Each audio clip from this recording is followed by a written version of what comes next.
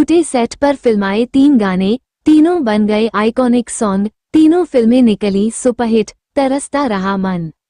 बॉलीवुड में अब भव्य सेट पर गाने फिल्माए जाते हैं। करोड़ों की लागत से इन फिल्मों का सेट तैयार किया जाता है। एक समय ऐसा भी था जब सेट से ज्यादा गानों के बोल, धुन और यूनिक स्टेप्स पर फिल्म मेकर्स बहुत ध्यान देते थे। कोरियोग्राफर ऐसे डांस स्टेप्स तैयार करते थे जो थिएटर से बाहर आने के बाद भी दर्शक के जेहन से निकलते नहीं थे। कई दर्शक तो उन गानों के स्टेप्स देखने के ही फिल्म दोबारा देखते थे। हिंदी सिनेमा के इतिहास में 3 मौके ऐसे भी आए हैं जब टूटे फूटे सेट पर गाने फिल्माए गए, तीनों ही सॉन्ग आइकॉनिक बन गए। ये गाने तब फिल्माए जब सेट का आधे से ज्यादा हिस्सा टूट चुका था।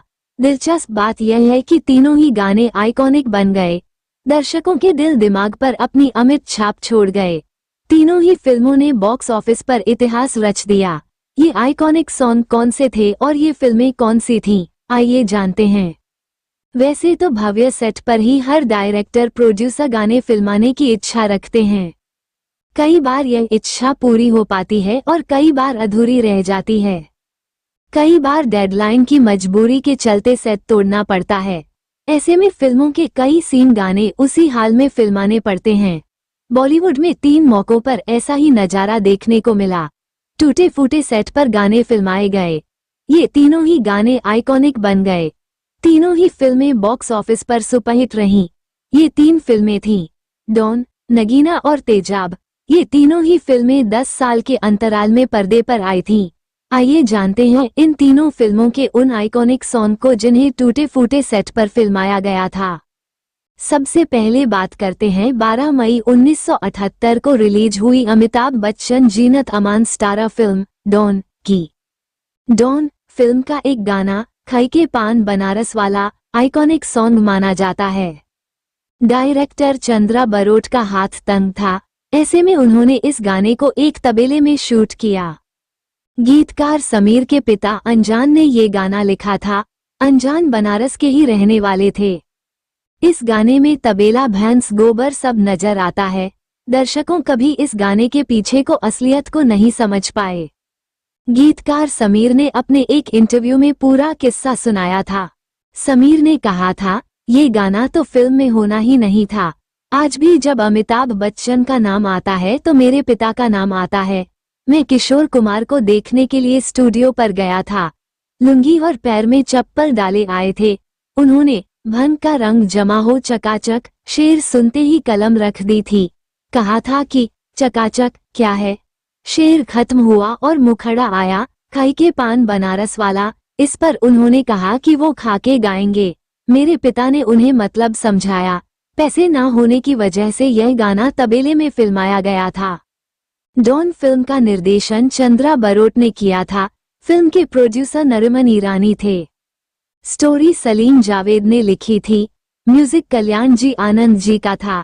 डॉन फिल्म में प्राण, इफ्तिखार, ओम शिवपुरी, सत्येन कप्पू, कमल कपूर, हेलेन, एमबी शेट्टी, मैकमोहन, यूसुफ खान और पिंचू कपूर अहम भूमिकाओं में नजर आए थे। इस फिल्म के बनने की कहानी मनोज कुमार की फिल्म रोटी कपड़ा और मकान से शुरू हुई थी।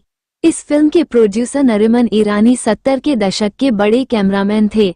उन्होंने 1972 में सुनील दत्त, वहीदा रहमान के साथ एक फिल्म जिंदगी जिंदगी बनाई थी। ये फिल्म फ्लॉप रही।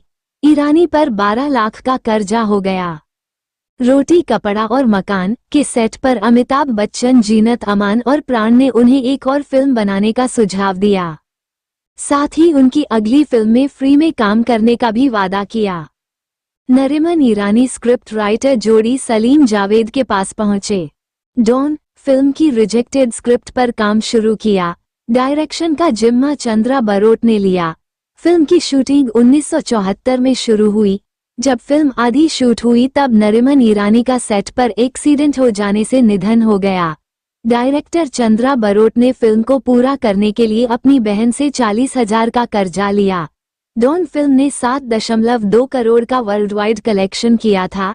यह एक सुपरहिट मूवी साबित हुई थी। नरिमन के परिवार का पूरा कर्जा चुक गया था। ये बात अलग है वो फिल्म की सफलता देखने के लिए इस दुनिया में नहीं थे। आइकॉनिक सॉन्ग वाली एक और फिल्म 28 नवंबर 1986 को सिनेमाघरों में आई थी। नाम था नागिन, जिसका डायरेक्शन प्रोडक्शन हरमेश मल्होत्रा ने किया था। कहानी जगमोहन कपूर और स्क्रीनप्ले रवि कपूर ने लिखा था। नगीना में श्रीदेवी, ऋषि कपूर, अमरीश पुरी, प्रेम चोपड़ा लीड रोल में थे। फिल्म ने श्रीदेवी के करियर को एक नई ऊंचाई दी। नगीना फिल्म में म्यूजिक लक्ष्मीकांत प्यारेलाल का था। फिल्म का सबसे पॉपुलर गाना मैं तेरी दुश्मन, दुश्मन तू मेरा था। ये गाना हिंदी सिनेमा के आइकॉनिक सॉन्ग में शुमार है।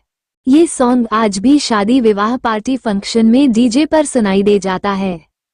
मजेदार बात यह भी है कि जब फिल्म का सेट तोड़ा जा रहा था तो सिर्फ एक दीवार बची थी।